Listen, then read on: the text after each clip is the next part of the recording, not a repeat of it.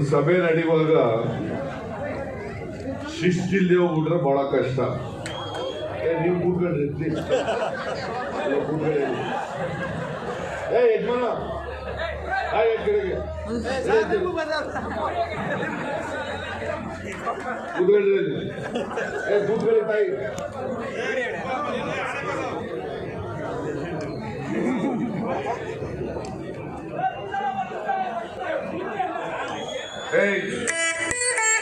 ಗಲಾಟೆ ಮಾಡಬೇಡಿ, ಕೂತ್ಕೊಳ್ಳಿ. ಈಗಾಗಲೇ ಎಲ್ಲ ಹೊರಟೋಗಿದ್ದಾರೆ. ಯಾರಿಗೆ ಭಾಷಣ ಮಾಡೋದು? ಯಾರಿಗೆ ಭಾಷಣ ಮಾಡೋದು? ನಿಮಗೆ ಸಭೆಗೆ ಬಂದ್ಮೇಲೆ ಸಭೆ ಮುಗಿಯುವವರೆಗೆ ಕೂತ್ಕೊಳ್ಳೋಷ್ಟು ಸಹನೆ ಇಲ್ಲದೆ ಹೋದ್ರೆ ಕಾರ್ಯಕ್ರಮನೇ ಮಾಡಬಾರ್ದು, ಕರೀಲೂಬಾರ್ದು. ನಮಗೆ ಅಲ್ಲಿ ನೋಡಿ, ತಿರುಗಿ ನೋಡಿ, ಅಲ್ಲಿ ಯಾರು ಇದ್ದಾರ ಜನ? ಎಲ್ಲ ಒಂದು 10% ಇದೆ, ಎಲ್ಲ ಹೊರಟೋದು. ಯಾಕೆ ಕರೆಯಕ್ಕೆ ಬರ್ತೀರಿ ನಮಗೆ?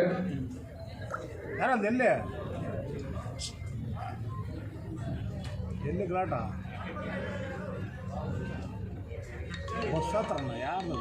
ಲೋಕಸಭಾ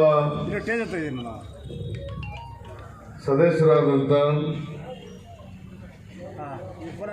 ಶ್ರೀ ಚೆಲ್ಲಕುಮಾರ್ ಅವರೇ,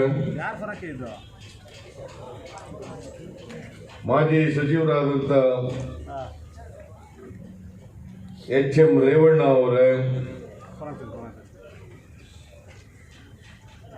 KTR ಪ್ಯಾಲೇಸ್ನ ಮಾಲೀಕರಾದಂಥ ಕೆ ತಿಮ್ಮರಾಜು ಅವರೇ,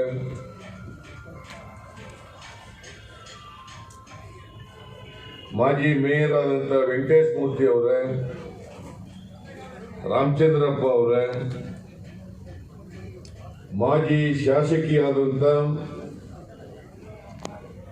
ಕಾಂಚನ ಕಮಲನಾಥನವರೇ, ವಕೀಲರಾದಂಥ ಪಿಳ್ಳಪ್ಪನವರೇ,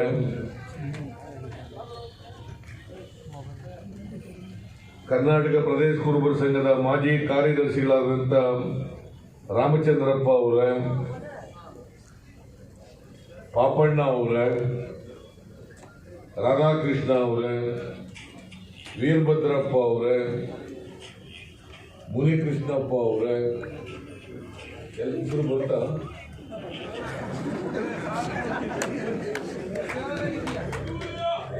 ಇಲ್ಲಿ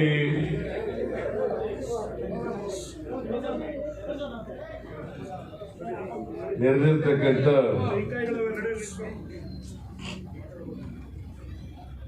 ನೆರೆದು ಉಳಿದಿರ್ತಕ್ಕಂಥ ಆತ್ಮೀಯ ಅಣ್ಣ ತಮ್ಮಂದಿರೇ, ಅಕ್ಕ ತಂಗಿಯರೇ, ಮಾಧ್ಯಮದ ಎಲ್ಲ ಗೆಳೆಯರೇ,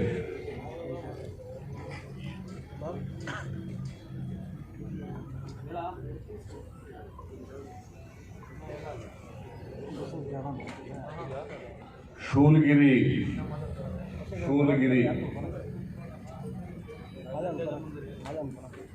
ಪಟ್ಟಣದಲ್ಲಿ ಕನಕದಾಸರ ಮೂರ್ತಿಯನ್ನು ಪ್ರತಿಷ್ಠಾಪನೆ ಮಾಡಿದ್ದೀರಿ.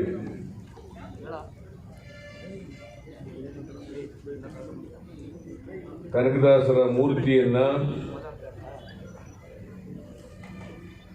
ನಾವೆಲ್ಲರೂ ಕೂಡ ಸೇರಿ ಅನಾವರಣ ಮಾಡಿದ್ದೇವೆ.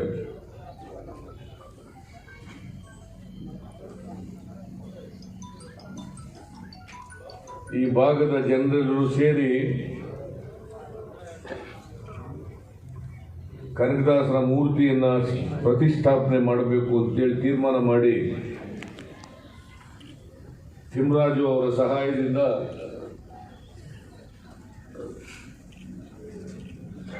ಈ ಮೂರ್ತಿ ಸ್ಥಾಪನೆ ಆಗಿದೆ.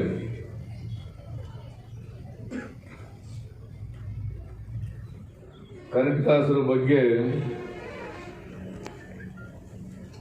ನೀವೆಲ್ಲ ತಿಳ್ಕೊಂಡಿದ್ದೀರಿ ಅಂತಕ್ಕಂಥದ್ದು ನನ್ನ ಭಾವನೆ.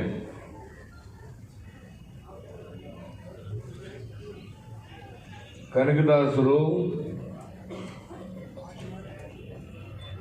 ಹಾವೇರಿ ಜಿಲ್ಲೆ ಬಾಡಾ ಗ್ರಾಮದಲ್ಲಿ ಜನಿಸಿದ್ದವರು.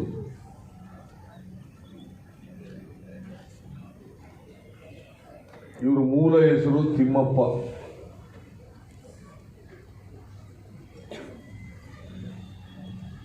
ತಿಮ್ಮಪ್ಪ ಒಬ್ಬ ಪಾಳ್ಯಗಾರ. ವಿಜಯನಗರದ ಅರಸರ ಕಾಲದಲ್ಲಿ ಪಾಳ್ಯಗಾರರಿದ್ದರು. ಇವರ ಅಪ್ಪನ ಹೆಸರು ಬೀರಪ್ಪ ಅಂತ.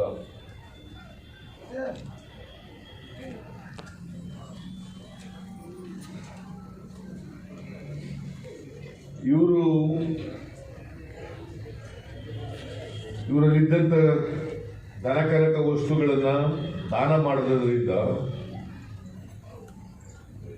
ಕನಕ ನಾಯಕನಾಗ್ತಾನೆ. ತಿಮ್ಮಪ್ಪನಿಂದ ಕನಕ ನಾಯಕ ಆಗ್ತಾನೆ. ಆಮೇಲೆ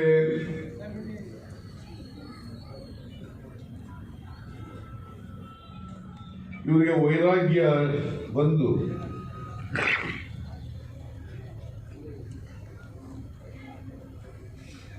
ದಾಸನಾಗ್ತಾನೆ. ಆ ದಾಸನಾದ ಮೇಲೆ ಇವರಿಗೆ ಕನಕದಾಸ ಅಂತ ಹೆಸರು ಬರುತ್ತದೆ. ತಿಮ್ಮಪ್ಪ, ಕನಕನಾಯಕ, ಕನಕದಾಸ. ಇದು ಇವರ ಜೀವನ. ಕನಕದಾಸರು ಕರ್ನಾಟಕ ಕಂಡಂತ ಒಬ್ಬ ಮಹಾನ್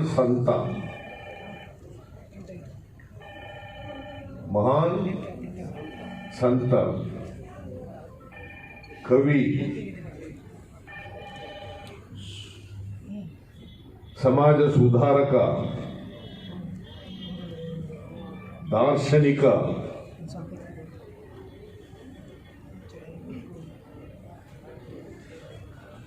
ವಿಶ್ವ ಮಾನವ ಸಮಾಜವನ್ನು ಬಯಸಿದಂಥ ಒಬ್ಬ ಶ್ರೇಷ್ಠ ದಾಸರು ಅಂತಕ್ಕಂಥದ್ದನ್ನು ತಿಳ್ಕೋಬೇಕು.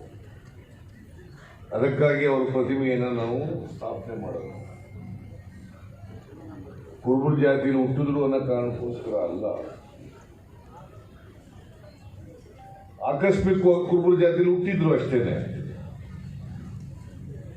ಯಾರು ಇಂತಿಂಥ ಜಾತಿಯಲ್ಲಿ ಹುಟ್ಟಬೇಕು ಅಂತ ಅರ್ಜಿ ಹಾಕೋದು ಹುಟ್ಟಲ್ಲ. ಜಾತಿ ವ್ಯವಸ್ಥೆ ಇದೆ, ಹುಟ್ಟಿರ್ತೀವಿ ಅಷ್ಟೇನೆ. ಜಾತಿ ವ್ಯವಸ್ಥೆನೇ ಇಲ್ಲದೆ ಹೋಗಿದ್ರೆ ಕುರುಬರು ಇರ್ತಿರ್ಲಿಲ್ಲ, ಗೌಂಡರುಗಳು ಇರ್ತಿರ್ಲಿಲ್ಲ, ಒಕ್ಕಲಿಗರು ಇರ್ತಿರ್ಲಿಲ್ಲ, ಲಿಂಗಾಯತರು ಇರ್ತಿರ್ಲಿಲ್ಲ, ಬ್ರಾಹ್ಮಣರು ಇರ್ತಿರ್ಲಿಲ್ಲ. ಜಾತಿ ವ್ಯವಸ್ಥೆ ಇರೋದ್ರಿಂದ ಆಯಾ ಜಾತಿಯಲ್ಲಿ ಯಾರು ಹುಟ್ಟಿರ್ತಾರೆ ಅವರೆಲ್ಲ ಆಯಾ ಜಾತಿ ಹೆಸರು ಹೇಳ್ಕೊಂಡು ಹಣೆ ಪಟ್ಟಿ ಕಟ್ಟಿಕೊಂಡು ಇರ್ತಾರೆ. ಇಲ್ಲಿ ತಮಿಳುನಾಡಲ್ಲಿರೋ ಕುರುಬರನ್ನ ಕುರುಂಬರು, ಕುರುಮಾನ್ಸ್ ಅಂತ ಕರೀತಾರೆ. ಕರ್ನಾಟಕದಲ್ಲಿ ಕುರುಬರು, ಹಾಲು ಮತಸ್ಥರು ಅಂತ ಕರೀತಾರೆ. ಮಹಾರಾಷ್ಟ್ರದಲ್ಲಿ ದನಿಗರ್ ಅಂತ ಕರೀತಾರೆ. ಉತ್ತರ ಭಾರತದಲ್ಲಿ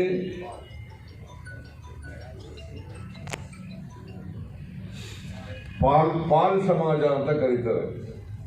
ಇನ್ನೊಂದು ಯಾವುದು ಬಘೇಲ,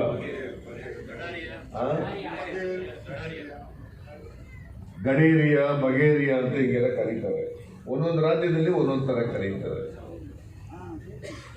ಕುರುಬರು ಕುರಿ ಕಾಯ್ತಕ್ಕಂಥ ಕಸುಬಾದ್ರಿಂದ, ಅವರ ವೃತ್ತಿ ಕುರಿ ಕಾಯೋದಾದ್ರಿಂದ ದೇಶದ ಉದ್ದಗಲಕ್ಕಿದ್ದಾರೆ. ಕಾಶ್ಮೀರದಿಂದ ಹಿಡಿದು ಕನ್ಯಾಕುಮಾರಿವರೆಗೆ ಕುರುಬರು ಎಲ್ಲ ರಾಜ್ಯಗಳಲ್ಲಿ ಕೂಡ ಇದ್ದಾರೆ.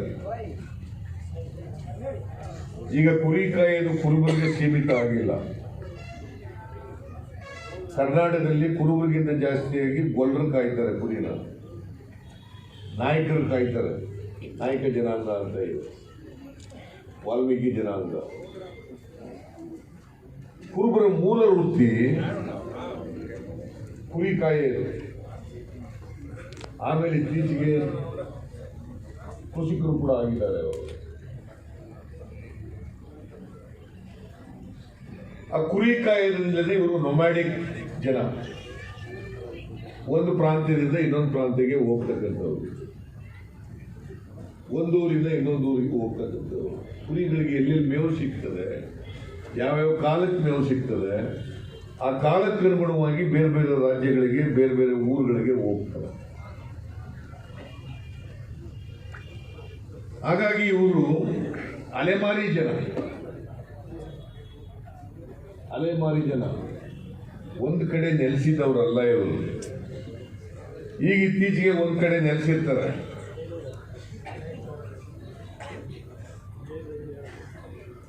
ಮೂಲತಃ ಇವರು ಈ ದೇಶದ ಮೂಲ ನಿವಾಸಿಗಳು. ಭಾರತ ದೇಶದ ಮೂಲ ನಿವಾಸಿಗಳಲ್ಲಿ ಒಬ್ಬರು.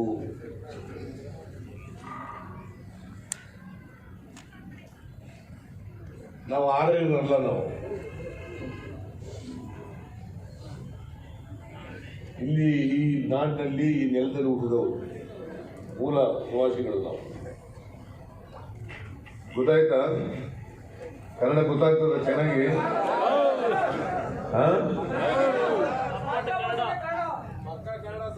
ಪಕ್ಕ ಕನ್ನಡನ? ಮತ್ತೆ ಯಾಕೆ ಎಲ್ಲ ಹೊರಟೋದ್ರು? ಲೇಟ್ ಆಗ್ಬಿಡ್ತಾರೆ.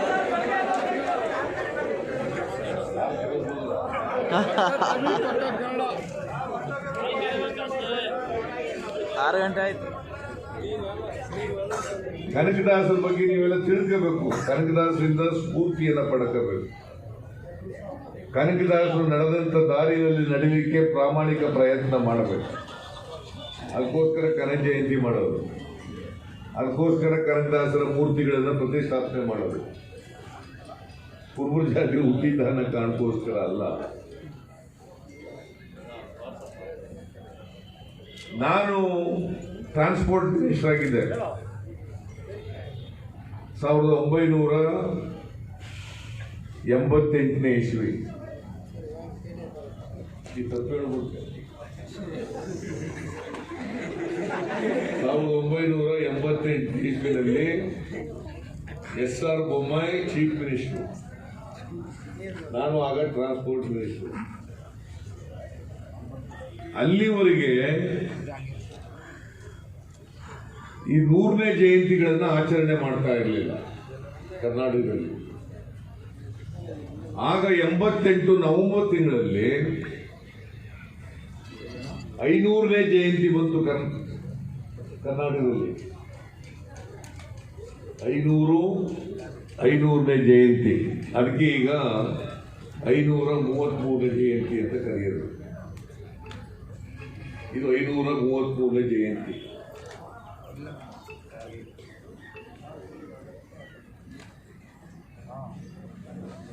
ಆಗ ನಾನು ಇಡೀ ವರ್ಷ ಕನಕದಾಸರ ಜಯಂತಿಯನ್ನ ಆಚರಣೆ ಮಾಡ್ತಕ್ಕಂಥ ತೀರ್ಮಾನವನ್ನು ಮಾಡೋದು.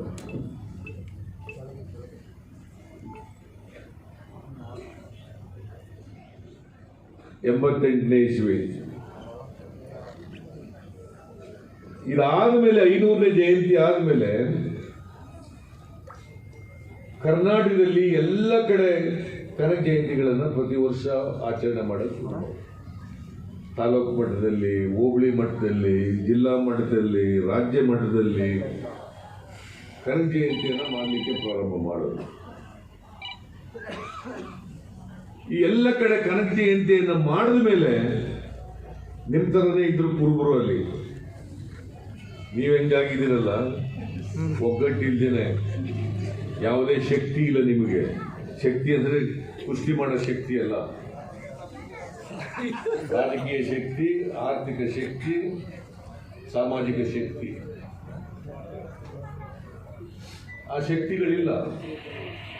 ನಾನು ನೋಡಿದೆ ನಿಮ್ದು ಮೆಮೊರಾಂಡಮ್ ನೋಡಿದೆ, ಅಲ್ಲಿ ಒಂದು ನೋಟ್ ಕೊಟ್ಟಿದ್ದೀರಿ, 55 ಲಕ್ಷ ಜನ ಇದ್ದೀರಿ ಅಂತ ಹೇಳಿದ್ರು. ಎಷ್ಟು? ಯಾದಕ್ಕೆ ಜನಸಂಖ್ಯೆ ಇದ್ರಿ ಅಂತ ಪ್ರಯೋಜನ? ಪ್ರಜಾಪ್ರಭುತ್ವದ ವ್ಯವಸ್ಥೆಯಲ್ಲಿ, ಸ್ವತಂತ್ರ ಭಾರತದಲ್ಲಿ ನಿಮಗೆ ಎಷ್ಟು ಪ್ರಾತಿನಿಧ್ಯ ಸಿಕ್ಕಬೇಕು ಅಷ್ಟು ಪ್ರಾತಿನಿಧ್ಯ ಭಾರತದ ರಾಜಕೀಯದಲ್ಲಿ ಸಿಕ್ಕದೇ ಇದ್ಮೇಲೆ ನೀವು ಯೋಚನೆ ಮಾಡಬೇಕು ಬೇಡ?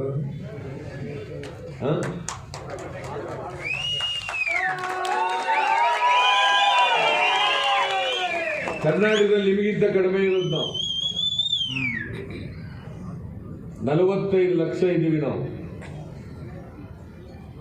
ಕರ್ನಾಟಕದಲ್ಲಿ. ನಾವು 7% of the total population, 7% of the total population. 6,80,00,000 ಜನ ಇದ್ದಾರೆ ಕರ್ನಾಟಕದಲ್ಲಿ. ಅದರಲ್ಲಿ 6,80,00,000ದಲ್ಲಿ 45 ಲಕ್ಷಕ್ಕೂ ಹೆಚ್ಚು ಜನ ನಾವಿದ್ದೀವಿ. 500ನೇ ಜಯಂತ್ಯೋತ್ಸವ ಮಾಡಿದ ಮೇಲೆ ರಾಜಕೀಯ ಪ್ರಜ್ಞೆ ಬರಲಿಕ್ಕೆ ಪ್ರಾರಂಭ ಆಯಿತು ನಮ್ಮ ಜನರಲ್ಲಿ. ಸಂಘಟನೆ ಪ್ರಾರಂಭ ಆಯಿತು. ಸಂಘಟನೆ ಆದ್ಮೇಲೆ ನಾಯಕತ್ವ ಬರಲಿಕ್ಕೆ ಸಾಧ್ಯ ಆಯಿತು. ಅದು ಒಂದು. ಎರಡನೇದು 1994-95ನೇ ಇಸ್ವಿನಲ್ಲಿ ನಾನು ಹಣಕಾಸಿನ ಮಂತ್ರಿ ಆಗಿದ್ದೆ. ಆಗ ದೇವೇಗೌಡ ಮುಖ್ಯಮಂತ್ರಿ, ರಾಜೀವ್ ಗಾಂಧಿ ಅವರು ಸಂವಿಧಾನಕ್ಕೆ 73-74ನೇ ತಿದ್ದುಪಡಿಗಳನ್ನು ತಂದಿದ್ದರು. ಹಿಂದುಳಿದ ಜಾತಿಯವರಿಗೆ ಮೀಸಲಾತಿ ಕೊಡಬೇಕು, ಮಹಿಳೆಯರಿಗೆ ಮೀಸಲಾತಿ ಕೊಡಬೇಕು ಅಂತೇಳಿ ಸ್ಥಳೀಯ ಸಂಸ್ಥೆಗಳಲ್ಲಿ ಮತ್ತು ಪಂಚಾಯತ್ ಇನ್ಸ್ಟಿಟ್ಯೂಷನ್ಗಳಲ್ಲಿ ಮೀಸಲಾತಿ ಕೊಡಬೇಕು ಅಂತೇಳಿ 73-74ನೇ ತಿದ್ದುಪಡಿಗಳನ್ನು ತಂದರು ಸಂವಿಧಾನಕ್ಕೆ.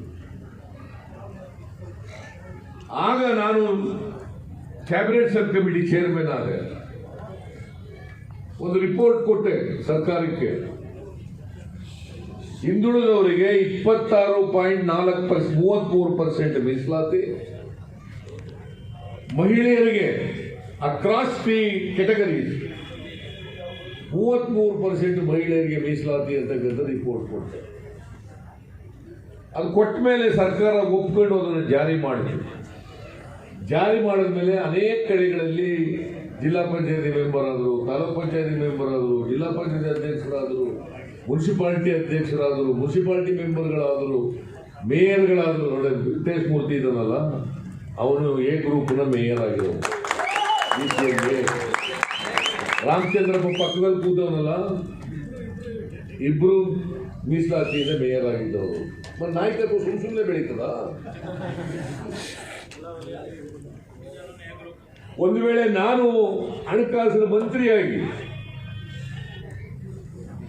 Sub committee, cabinet sub committee chairman ಆಗದೆ ಹೋಗಿದ್ರೆ ನಿಮಗೆ ಮೀಸಲಾತಿ ಸಿಗ್ತಿತ್ತ?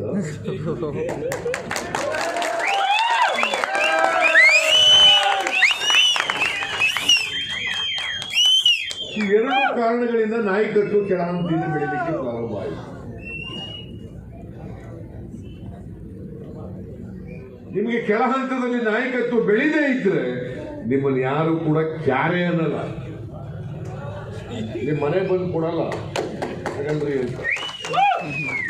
ಈ ಸಮಾಜದಲ್ಲಿ ಅವಕಾಶಗಳನ್ನ ಡಿಮ್ಯಾಂಡ್ ಮಾಡ್ತಕ್ಕಬೇಕು. ಆ ಡಿಮ್ಯಾಂಡ್ ಮಾಡ್ತಕ್ಕಬೇಕಾದ್ರೆ ಸಂಘಟನೆ ಇರಬೇಕು, ಸಂಘಟನಾ ಶಕ್ತಿ ಇರಬೇಕು ಅಲ್ವಾ? ಅದಿಲ್ಲ ನಿಮ್ಮಲ್ಲಿ. ಸತ್ಯ ಹೇಳ್ತಾ ಇದ್ದೀನಿ, ಯಾರು ತಪ್ಪು ತಿಳ್ಕೊಳ್ಬಾರದು. ಮತ್ತೆ ಇಲ್ಲಿವರೆಗೆ ಒಬ್ಬ MP ಆಗಿಲ್ಲ, ಒಬ್ಬ MLA ಆಗಿಲ್ಲ ಅಂತಂದ್ರೆ ನಾವೆಲ್ಲ ತಲೆ ತಗ್ಗಿಸ್ಬೇಕು ಬೇಡ?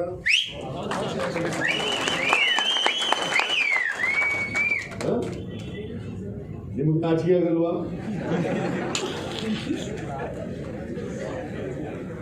ನಾಚಿಕೆ ಆಗುತ್ತೋ ಇಲ್ಲ? ಸತ್ಯ ಒಪ್ಕೋಬೇಕು ಯಾವಾಗಲೂ.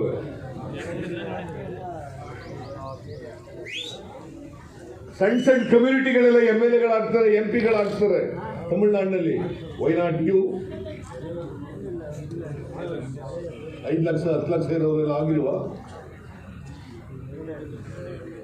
ಮತ್ತೆ ಸರ್ವರಿಗೂ ಸಮಪಾಲು ಸಮಬಾಳು ಹೆಂಗಪ್ಪ?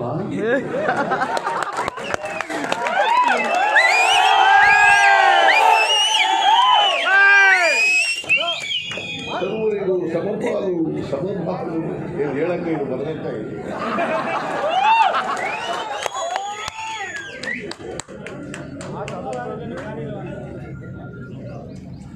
ಸರ್ವರಿಗೂ ಸಮಪಾಲು ಸಮಬಾಳು ನಮ್ಮ ಸಂವಿಧಾನ ಹೇಳಿದೆ. ಸಮಾಜ ನಿರ್ಮಾಣ ಆಗಬೇಕು, ಸಮಾನತೆಯ ಸಮಾಜ ನಿರ್ಮಾಣ ಆಗಬೇಕು, ಎಲ್ರಿಗೂ ಸಮಾನ ಅವಕಾಶಗಳು ಸಿಗಬೇಕು. 73 ವರ್ಷ ಆಯ್ತು ಈ ದೇಶಕ್ಕೆ ಸ್ವಾತಂತ್ರ್ಯ ಬಂದು, ಇನ್ನೂ ನಿಮ್ಗೆ ಸ್ವಾತಂತ್ರ್ಯ ಸಿಕ್ಕಿಲ್ಲ ಅನ್ನೋದಾದ್ರೆ ನಾಚಿಕೆಗೇಡಿನ ಪ್ರಸಂಗ ಅಂತ ತಿಳ್ಕೊಬೇಕಾಗ್ತದೆ. ಈಗಿನಿಂದ ನಿಮಗೆ ಕೋಪ ಬರಲಿ ಅಂತೇಳಿ ಮಾತು ಬಳಸ್ತಾ ಇದ್ದೀನಿ ನಾನು.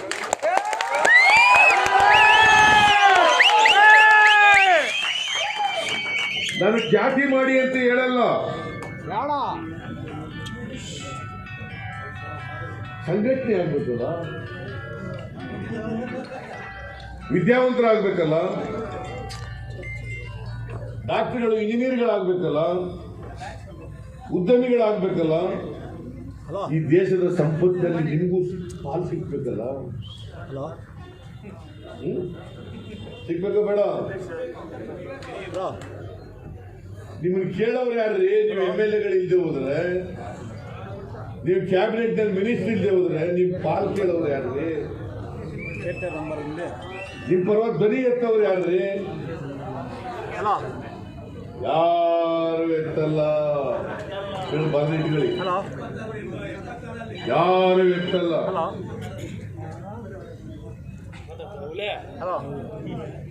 ನನ್ನ ಸುಮ್ಮನೆ ಚೀಫ್ ಮಿನಿಸ್ಟರ್ ಮಾಡ್ಬಿಟ್ರ?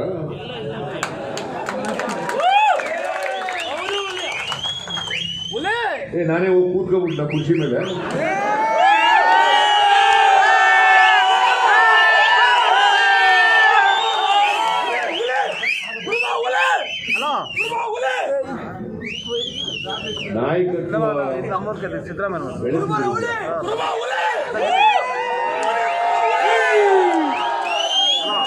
ನಾಯಕತ್ವ ಬೆಳೆಸಿದ್ರು ಜನ. ಹಾಗಾಗಿ ಜನ ನನ್ನ ನಾಯಕತ್ವವನ್ನು ಒಪ್ಕೊಳ್ಳಿಕ್ಕೆ ತಯಾರಾದರು. ಪಕ್ಷನೂ ಒಪ್ಪಬೇಕು. ಆಗ ಚೀಫ್ ಮಿನಿಸ್ಟರ್ ಆದೆ.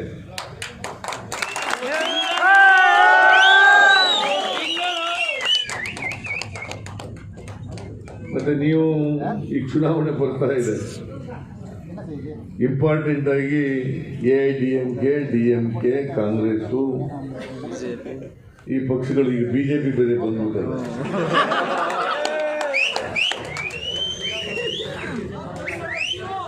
ನೀವು ಒಂದು ತಿಳ್ಕೊಳ್ಳಿ, BJP ಅನ್ನೋ ಪಕ್ಷ ಇದೆಯಲ್ಲ, ಅದು ಹಿಂದುಳಿದವರ ವಿರೋಧಿ ಪಕ್ಷ.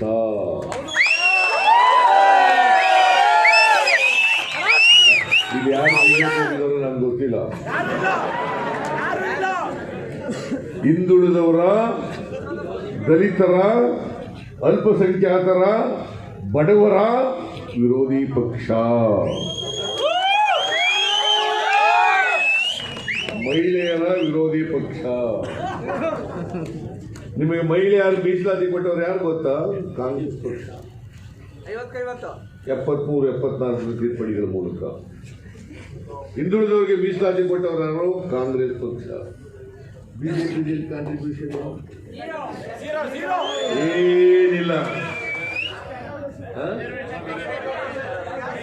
ಈಗ ಪೆಟ್ರೋಲು, ಡೀಸೆಲ್, ಬಡವರು, ಮಧ್ಯಮ ವರ್ಗದವರು ಬದುಕಕ್ಕೆ ಸಾಧ್ಯ ಆಗ್ತದ? ಸಾಧ್ಯ ಆಗ್ತದೇನ್ರಿ?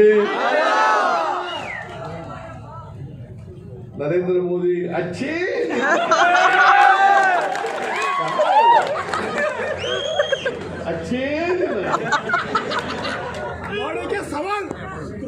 ಇದೇನಾ ಬೆಲೆ ಏರಿಕೆ ಆಗಿರೋದು? ಅಚ್ಚೇ ದಿನ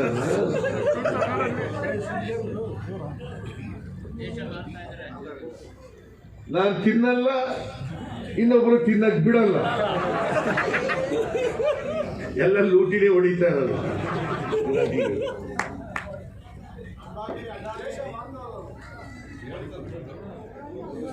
ಇವತ್ತು ರೈತರು 3 ತಿಂಗಳಿಂದ ಬೀದಿ ಮೇಲಿದ್ದಾರೆ. 3 ತಿಂಗಳಿಂದ ಪಂಜಾಬ್ನವರು, ಹರಿಯಾಣದವರು, ಮಧ್ಯಪ್ರದೇಶದವರು, ರಾಜಸ್ಥಾನದವರು, ಉತ್ತರ ಪ್ರದೇಶದವರು ಎಲ್ಲ ಬೀದಿ ಮೇಲಿದ್ದಾರೆ. ಯಾರೇ ಅನ್ನಲ್ಲ. ದೇಶದ GDP ಪಾತಾಳಕ್ಕೆ ಹೋಗಿದೆ, ಯಾರು ಕೇಳೋರಿಲ್ಲ. ಯುವಕರು ಪಾಪ ಏನ್ 2014ರಲ್ಲಿ 19ರಲ್ಲಿ ಮೋದಿ ಮೋದಿ ಮೋದಿ ಈಗ ಅನುಭವಿಸ್ತಾ ಇದ್ದಾರೆ ಕೆಲಸ. ಈಗ ನಾನು ಒಂದ್ಸಾರಿ ಯಾವುದೋ ಊರಿನಲ್ಲಿ ಜಾತ್ರೆಗೆ ಹೋಗಿದ್ದೆ. ನಾನು ಪಾಪ ನಮ್ಮ ಕಾಂಗ್ರೆಸ್ನವರೆಲ್ಲ ಸಿದ್ದರಾಮಯ್ಯ ಜಿಂದಾಬಾದ್ ಅಂತ ಕೂಗ್ತಾ ಇದ್ರು. ಅವ್ಯಾವ BJP ಮೋದಿ ಮೋದಿ ಮೋದಿ ಅಂತ ಇದನ್ನು ಮಾಡಿರ್ಬೇಕಲ್ಲ. ಏನ್ ಮಾಡಿದ್ದಾರೆ ಹೇಳಿ ನೋಡೋಣ. ಏನು ಮಾಡಿಲ್ಲ. ಇವತ್ತು ಪೆಟ್ರೋಲ್ 100 ರೂಪಾಯಿ, ಕೆಲವು ರಾಜ್ಯಗಳಲ್ಲಿ 100 ರೂಪಾಯಿಗಿಂತ ಮೇಲ್ಕೊಂಡು ಹೋಗ್ಬಿಡೋದು. ಡೀಸೆಲ್ 90 ರೂಪಾಯಿ ಆಗ್ಬಿಡೋದು. ಗ್ಯಾಸು 772 ರೂಪಾಯಿ ಆಗಿದೆ. ಇವೆಲ್ಲ ಏರಿದ ಮೇಲೆ ಅಕ್ಕಿ, ರಾಗಿ, ಜೋಳ, ಇವೆಲ್ಲ ಏರಲೇಬೇಕಲ್ಲ. ಬೇರೆ ಸಾಮಗ್ರಿಗಳೆಲ್ಲ ಏರಲೇಬೇಕಲ್ಲ. ಆಹಾರ ಪದಾರ್ಥಗಳ ಬೆಲೆ ಗಗನಕ್ಕೆ ಹೋಗ್ಲೇಬೇಕಲ್ಲ. ಬಡವರು, ಮಧ್ಯಮ ವರ್ಗ ಜನ ಬದುಕಕ್ಕೆ ಹೆಂಗ್ ಸಾಧ್ಯ ಆಗ್ತದೆ? ಸಮಾಜ ಬದಲಾವಣೆ ಆಗ್ಬೇಕು. ಕನಕದಾಸರು ಹೇಳಿದ್ರು ಸಮಾಜ ಬದಲಾವಣೆ ಆಗ್ಬೇಕು, ಜಾತಿ ವ್ಯವಸ್ಥೆ ಹೋಗ್ಬೇಕು. ಕುಲವೆಂದು ಒಡೆದಾಡದಿರಿ, ಕುಲದ ನೆಲೆಯನ್ನೇನಾದರೂ ಬಲ್ಲಿರ ಬಲ್ಲಿರ ಬಲ್ಲಿರ ಅಂತೇಳಿ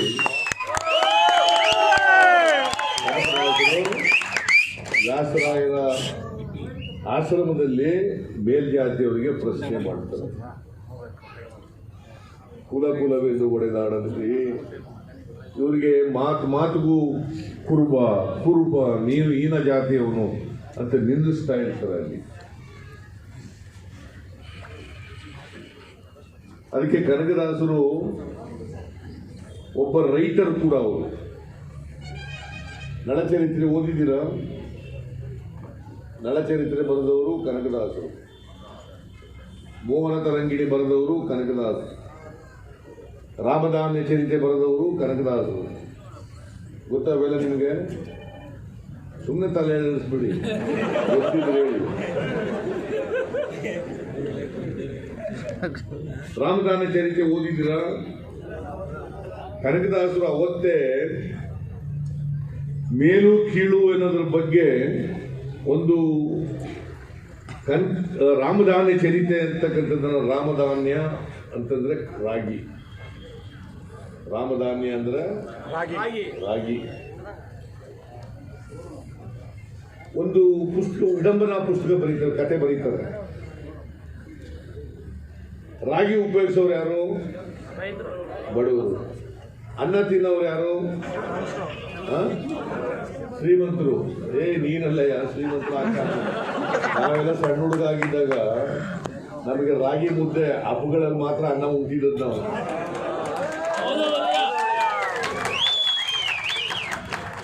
ನಿಮ್ಮ ಕಡೆ ಜೋಳದ ರೊಟ್ಟಿಗೆ ಜೋಳ ತಿಂತಿದ್ರು, ರಾಗಿ ತಿಂತಿದ್ರು.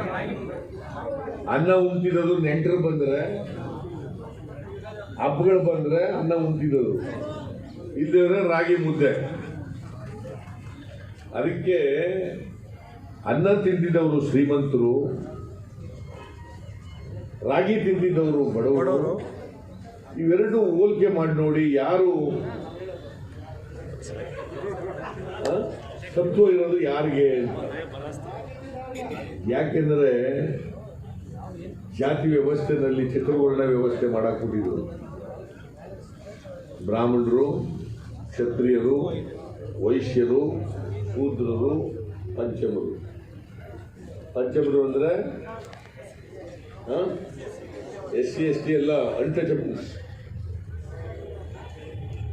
ಹೆಸರಿನಲ್ಲಿ ಬಹಳ ಜನ ಟಚಬಲ್ಸ್ ಸೇರ್ಕೊಂಡ್ಬಿಟ್ಟವ್ರು ಈಗ.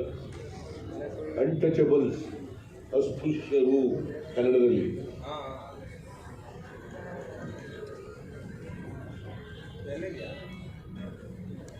ಆ ಜಾತಿ ಮಾಡಿಬಿಟ್ಟಿದ್ರಲ್ಲ, ಅದು ಹುಟ್ಟಾಕಿದವ್ರು ಯಾರು ಜಾತಿನ? ಪಟ್ಟಭದ್ರ ಹಿತಾಸಕ್ತರು. ಆ ಕಾಲದಲ್ಲಿ ಓದ್ಕೊಂಡಿದ್ದವರು, ಅವರು ಜಾತಿ ಹುಟ್ಟಾಕಿದವರು. ನಿಮಗೆಲ್ಲ ಶೂದ್ರರಿಗೆಲ್ಲ ಓದಕ್ಕೆ ಅವಕಾಶ ಇರಲಿಲ್ಲ. ನಿಮಗೆ ಬ್ರಿಟಿಷ್ನವ್ರು ಬಂದ್ಮೇಲೆ ಓದಕ್ಕೆ ಅವಕಾಶ ಸಿಕ್ಕಿದ್ದು. ಅದಕ್ಕೆ ಮೊದಲು ನೀವು ಯಾರು ಇದ್ದು ಸರಿಯಾಗಿರ್ಲಿಲ್ಲ. ಮಂತ್ರ ಕೇಳಿದ್ರೆ ಕಾದು ಸೀಸನ ತಾಯಿಸಿ ಉಯ್ತಿದ್ರು ಕಿವಿಗೆ. ಮಂತ್ರ ಕೇಳಿದ್ರೆ ಶೂದ್ರ ಜನಾಂಗ ಮಂತ್ರ ಏನಾದ್ರು ಕೇಳ್ಬಿಟ್ರೆ ಕಿವಿಗೆ ಕಾದು ಸೀಸ ಉಯ್ಯರು. ನಿಮ್ಮ ಉಗುಳು ನೆಲದ ಮೇಲೆ ಬಿಡಬಾರದು, ನಿಮ್ಮ ನೆರಳು ಇನ್ನೊಬ್ಬರ ಮೇಲೆ ಬಿಡಬಾರದು. ಆ ಥರ ವ್ಯವಸ್ಥೆ, ಸಾಮಾಜಿಕ ವ್ಯವಸ್ಥೆ ಇತ್ತು. ಬುದ್ಧ ಬಂದ ಮೇಲೆ, ಬಸವ ಬಂದ ಮೇಲೆ, ಕನಕದಾಸರು ಬಂದ ಮೇಲೆ, ಅಂಬೇಡ್ಕರ್ ಬಂದ ಮೇಲೆ, ಗಾಂಧೀಜಿ ಬಂದ ಮೇಲೆ ಬದಲಾವಣೆಗಳಾದವು.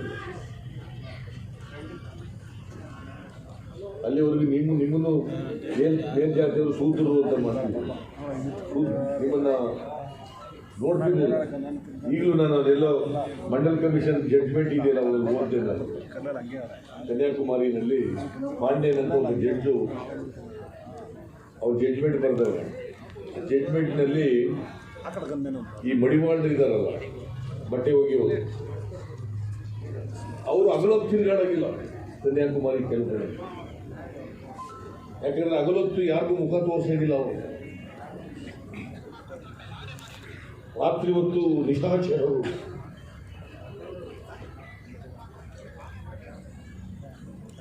ಅವ್ರ ಮುಖ ನೋಡೋಗಿಲ್ಲ. ಅದು ಹೆಂಗೆ ವಿಭಾಗ ಮಾಡಿ ಇಟ್ಬಿಟ್ರು. ಬಸವಣ್ಣ ಬರೋಕ್ಕೂ ಮುಂಚಿತವಾಗಿ ಹೆಣ್ಮಕ್ಳಿಗೂ ವಿದ್ಯೆ ಕಲಿಗಿರ್ಲಿಲ್ಲಮ್ಮ, ನೀನು ಡಾಕ್ಟರ್ ಆಗಿದೆಯಾ? ಬಸವಣ್ಣ ಬರೋಕ್ಕೂ ಮುಂಚಿತವಾಗಿ ಹೆಣ್ಮಕ್ಳು ವಿದ್ಯೆ ಕಲಿಯಾಗಿರ್ಲಿಲ್ಲ. ನಮ್ಮ ತಾಲೂಕು, ನಮ್ಮ ಕಾನ್ಸ್ಟಿಟ್ಯೂನ್ಸಿ ಅವಳು ವಾಜಮಂಗಲ ಅಂತ ಒಂದು ಊರಿನವಳು. ಇದಕ್ಕೆ ಇಲ್ಲಿ ಮದುವೆ ಆಗ್ಬಿಟ್ಟವಳೆ.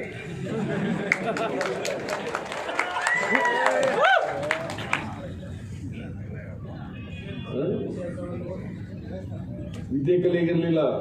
ಅಕ್ಕ ಮಹಾದೇವಿ ಹೆಸರು ಕೇಳಿದ್ದೀರಾ? ಅಕ್ಕ ಮಹಾದೇವಿನೇ ಮೊದಲನೇ ಕವಿಯತ್ರಿ. ಸಾವಿತ್ರಿ ಫುಲೆನೇ ಮೊದಲನೇ ಟೀಚರು. ಇಡೀ ದೇಶಕ್ಕೆ ಮರೆತದವಳು ಸಾವಿತ್ರಿ ಫುಲೆ. ಇಡೀ ದೇಶಕ್ಕೆ ಮೊದಲನೇ ಟೀಚರ್, ಹೆಣ್ಮಕ್ಳು ಟೀಚರ್ ಆದವ್ರು ಯಾರು? ಸಾವಿತ್ರಿ ಫುಲೆ. ನೀವು ಇತಿಹಾಸ ಓದ್ಕೋಬೇಕು. ಅದಕ್ಕೆ ಅಂಬೇಡ್ಕರ್ ಅವ್ರು ಹೇಳಿದ್ರು, ಯಾರಿಗೆ ಇತಿಹಾಸ ಗೊತ್ತಿಲ್ಲ ಅವ್ರು ಯಾರು ಕೂಡ ಹೊಸ ಇತಿಹಾಸವನ್ನ ಸೃಷ್ಟಿ ಮಾಡಲ್ಲ. ಎಷ್ಟು ಸತ್ಯ ಹೇಳಿದ್ದಾರೆ. ನಿಮ್ಮ ಇತಿಹಾಸನ ತಿಳ್ಕೊಳಕ್ ಹೋಗಿಲ್ಲ ನೀವು ಗಿರಾಕಿಗಳು. ನಾವು ಯಾಕೆ ಹಿಂಗಾಗಿದ್ದೀವಿ, ನಾವು ಹೆಂಗಿದ್ದು, ಎಲ್ಲಿಂದ ಬಂದೋ, ನಾವು ಬದಲಾವಣೆ ಆಗ್ಬೇಕಾದ್ರೆ ಏನು ಮಾಡಬೇಕು? ಅದಕ್ಕೆ ನಾನು ಜಾತಿವಾರು ಸಮೀಕ್ಷೆ, ಆರ್ಥಿಕ, ಸಾಮಾಜಿಕ ಮತ್ತು ಜಾತಿವಾರು ಸಮೀಕ್ಷೆ ಮಾಡಿಸ್ದೆ. 1931ನೇ ಇಸ್ವಿನಲ್ಲಿ ನಿಂತೋಯ್ತು ಜಾತಿವಾರಿ ಸಮೀಕ್ಷೆ ಮಾಡೋದು. ಯಾವಾಗ? 1931. 1941ನಲ್ಲಿ ವರ್ಲ್ಡ್ ವಾರ್ ಇದ್ದದ್ರಿಂದ ನಡೀಲಿಲ್ಲ ಅದು. ಮತ್ತೆ 51ರಲ್ಲಿ ಜಾತಿ ಗಣತಿ ಆಯಿತು. ಆಗ ಬಿಟ್ಬಿಟ್ರು ಜಾತಿವಾರು ಸಮೀಕ್ಷೆ ಮಾಡೋದು. ಈಗ ನೀವು ಸುಮ್ಮನೆ 55 ಲಕ್ಷ ಅಂತ ಹೇಳ್ತೀರಿ, ನಿಮಗೆ ಲೆಕ್ಕ ಇದೆಯಾ? ಸುಮ್ಮನೆ ಅಂದಾಜಿನ ಮೇಲೆ ಹೇಳ್ತೀರಿ ಅಷ್ಟೇ. 55 ಇದ್ದೀರೋ, 50 ಇದ್ದೀರೋ, 45 ಇದ್ದೀರೋ, ಅಥವಾ 65 ಇದ್ದೀರೋ ಗೊತ್ತಿಲ್ಲ.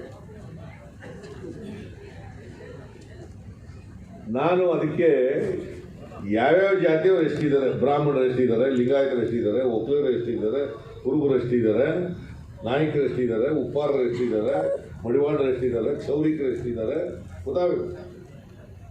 ಸುಮ್ಮನೆ ಹಂಚದಂಗೆ